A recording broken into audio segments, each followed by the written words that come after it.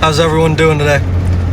So I actually wasn't sure about starting this channel just yet because 2 years ago when I tried to get into farming on my own, I tried market garden, which is a small scale style of farming, and I completely failed. But this time around I'm gonna try to do it a lot differently. I'm already planning a lot differently, and I'm gonna be growing different things. So I just want to make this video to share with you guys the mistakes I've made, why I failed, and my plan for this year and my crop plan. So when I get home, I'm going to show you guys that, but I just got off work.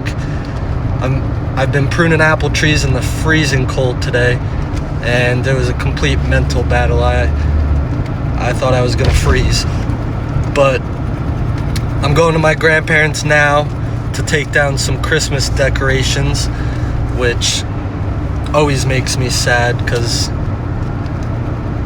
I love Christmas, but it's also a weird excitement that I have when I do it because I know spring's coming soon and I cannot wait for warmer weather. So yeah, once I get home, I'll show you guys my plan for this year, what I plan on growing, and budget plans, and the whole 9 yards. Maybe I'll split it up into 2 videos, who knows.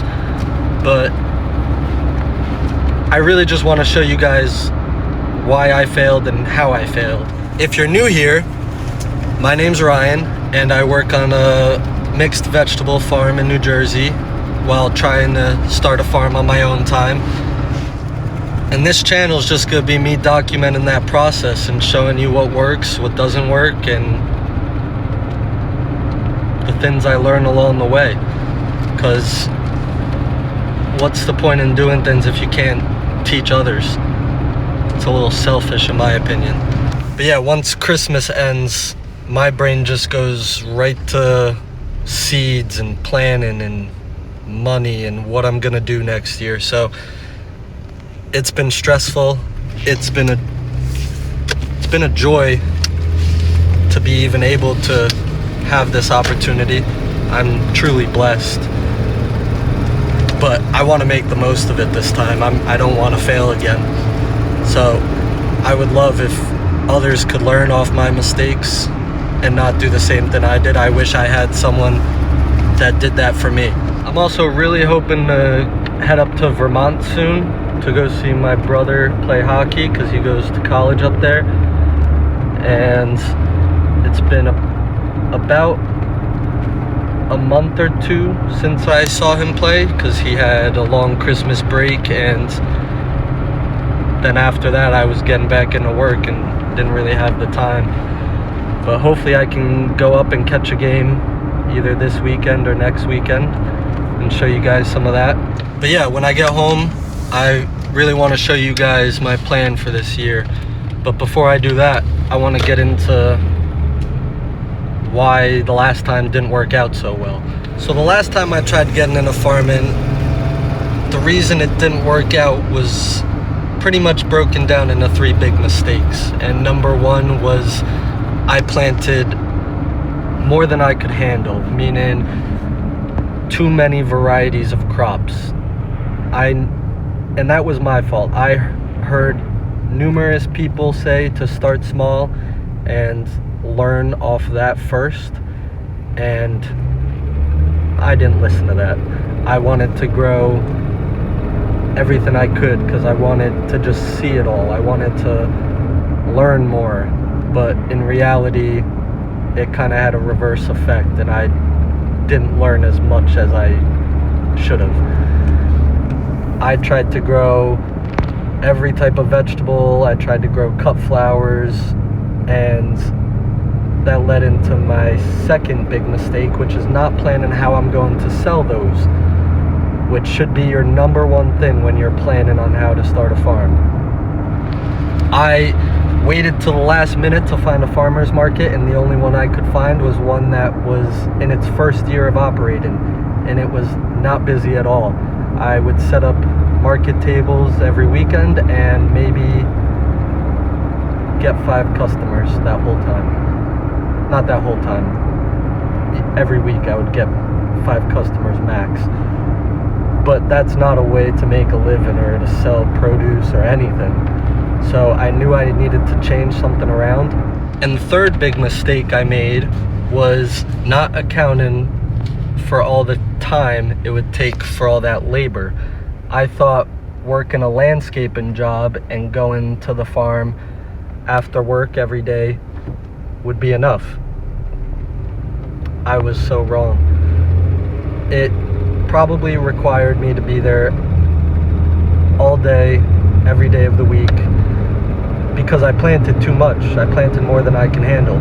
And I know that this year I'm pretty much doing the same thing. I'm gonna be operating this farm before and after work.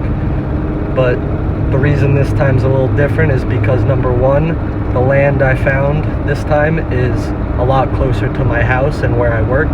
So I don't have to drive 30 minutes after work to go farm, which is, it can be a pain sometimes.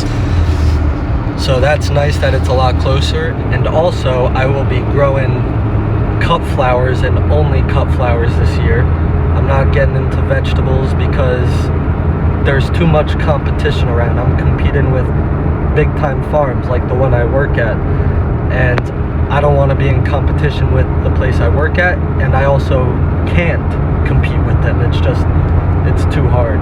Even though I'm organic and regenerative, and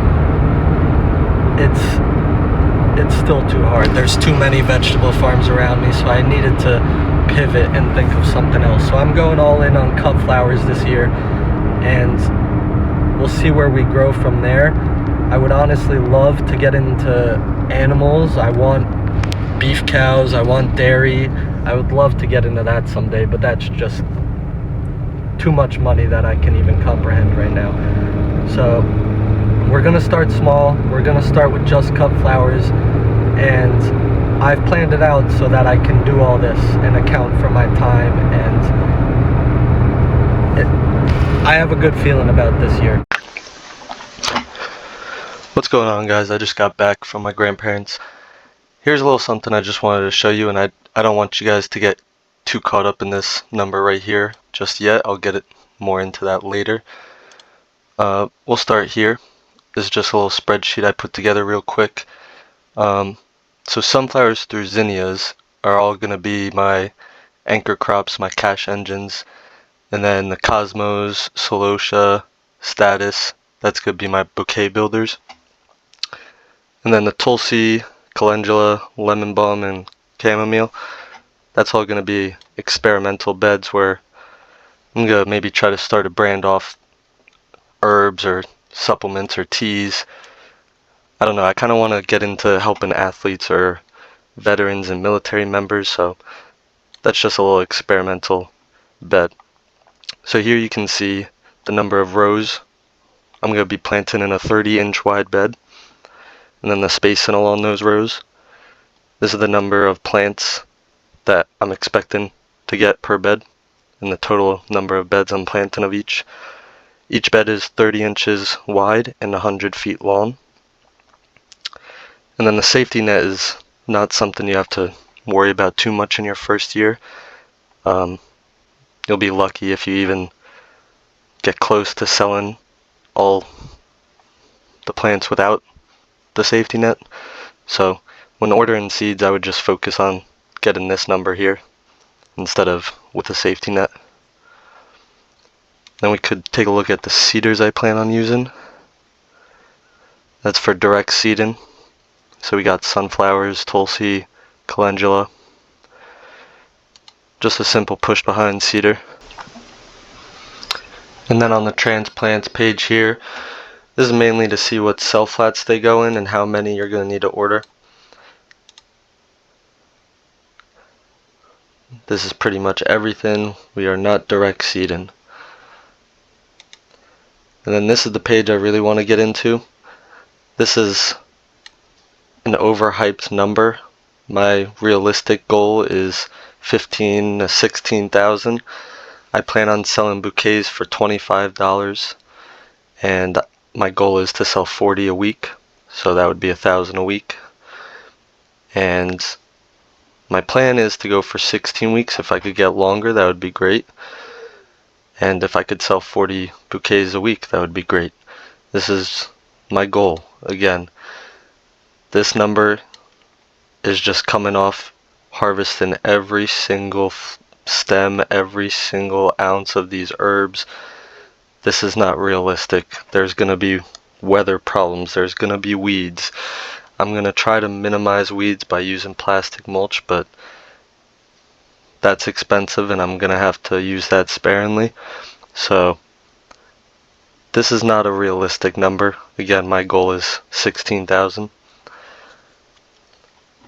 Then we could go to this cool software that I would recommend as a first year farmer. I wouldn't spend hundreds on a crazy crop planning software.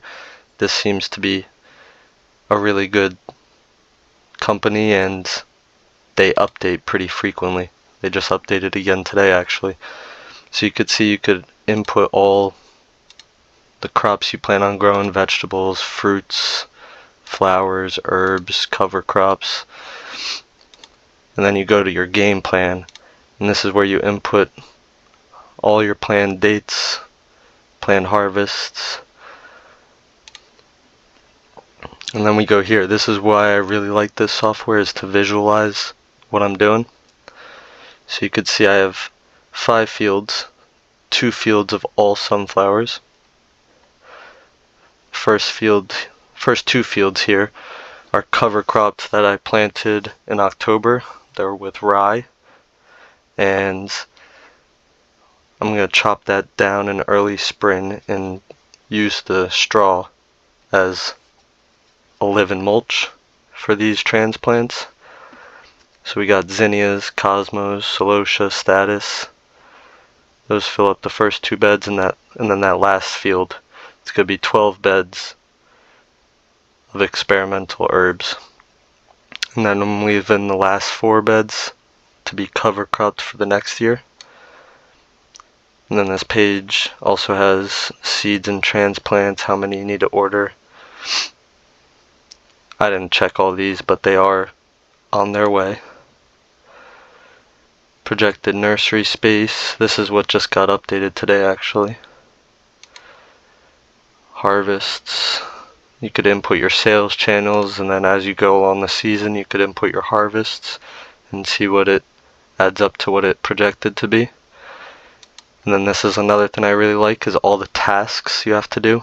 You could input how long each task is estimated to take. And if you go to workload graph, you're averaging about 9 hours a week. This is for me on a part-time schedule. I'm working full-time on another farm, so this is going to be before and after work, so 9 hours per week is very, very doable. And this is why I liked the cut flower idea. So again, don't be overhyped by numbers. That's what really got me my first time around, is being overhyped by numbers. You're not going to make $100,000 your first year of farming. I know that's what a lot of market gardeners are saying right now, is you're going to make 6 figures on an acre. It's not true. You're going to need to sell all that. You're going to need to even grow it all perfectly. And it's just not going to happen. So again, my goal is 16,000, and I will be very happy if I complete that. So here's another thing. You could see your estimated bed space. This is a realistic graph, just not realistic numbers. But yeah, I don't have all the answers yet, but I know I want to keep building something real. And if you're in a similar place, you're not alone. So if you'd like to follow and support this journey, please subscribe. And I definitely hope to see you guys in the next one.